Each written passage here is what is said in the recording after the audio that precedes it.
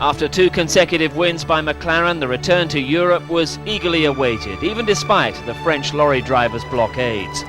Some of the Grand Prix stars, including Michael Schumacher, used their time just before the French Grand Prix to look inside some of the marvellous castles in the region around the Magny-Cours circuit. On the circuit itself, past and present FISA presidents were keen to help the Ferrari team back into winning mood. But on the track itself, Nigel Mansell was brushing aside his Canadian mishap and topping both qualifying sessions to take his 7th pole position of the season.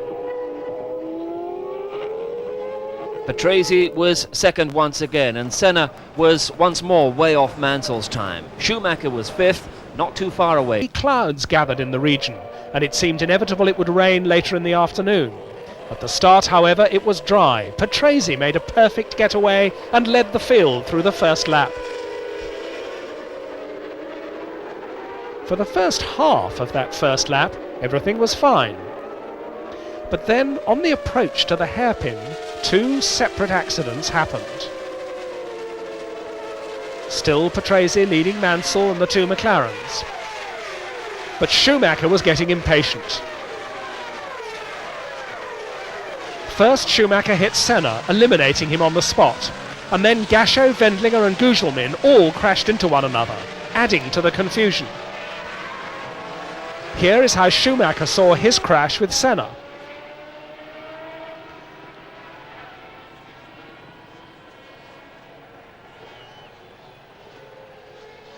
Back at the front of the field, Patrese and Mansell had soon left everybody else behind, but far from running according to any team orders, they seemed to be determined to battle for the lead.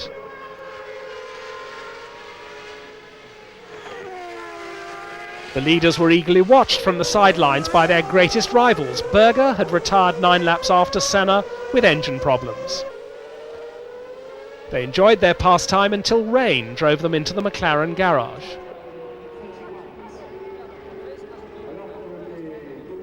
In fact, it was now raining so hard that the race had to be stopped. Jean Alesi, 4th at the time, did what everybody else did, stopped on the dry spot under the bridge after the finish line. The race was to be restarted after everybody had changed to rain tyres, but in fact the sun appeared and it was to be a dry race again. As Grilliard blatantly jumped the start at the back, Patrese repeated his earlier performance and led once again. On down to the hairpin, Mansell was closing and he went past. But he also went a little wide and was passed again. Schumacher's fighting mood, meanwhile, finally waned as he tripped over Moden's Jordan at exactly the same place where he'd compromised his race early on. Here's his view once again.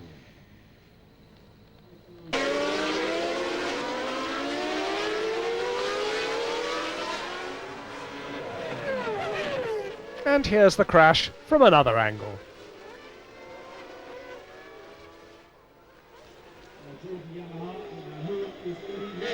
On the next lap, Patrese waved Mansell through. After his earlier resistance, were there now team orders? And several laps later the rain came back and everybody called in the pits for tyres, except Alesi, who for many laps opted to stay on the slicks despite impossible conditions. He survived this big spin, but finally had to change his tyres, only to retire 6 laps later with a blown engine. It was a sad end to a brilliant drive. Mansell, however, ended his brilliant drive in his usual style. Win number 6.